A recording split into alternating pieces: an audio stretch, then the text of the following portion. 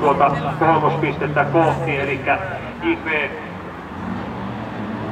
ja Pakarinen ottavat tuon kärkiakselin haltuun ja lähtevät sitten viemään tätä porukkaa eteenpäin. 13 JP ykkösenä, sitten 15 Pakarinen kakkosena, Virhonen kolmantena, sitten Virhonen jälkeen neljäntenä, eli yläkirjoittamista mukana oleva 22.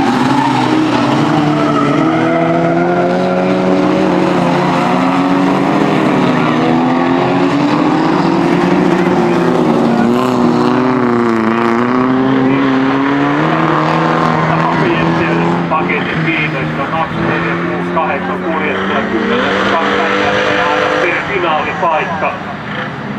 JP ja Pakarinen ovat A-finaalipaikassa, kun lähdetään toiselle täydelle kierrokselle. JP kärjessä, Pakarinen kakkosena.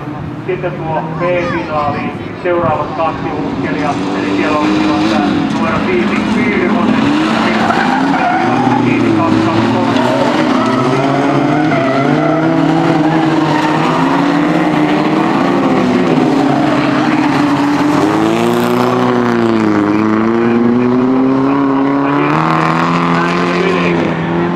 tilanteet muuttuvat tuolla kolmospisteen jälkeen, kun valutellaan hevosen kenkään. Se ei muuta kuitenkaan kärjen asetelmaa.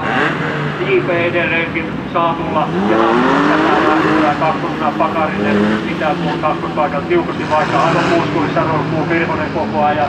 Virhonen ei vaan löydä minkäänlaista paikkaa, mitä lähti haastamaan ja ohittamaan.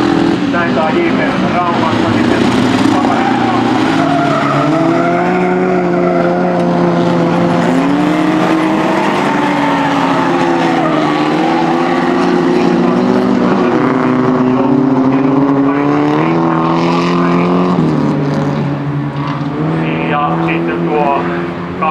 Metsäoja ja 11 Pappajensen. Siinä tuo järjestys. Ruutulippu heiluu.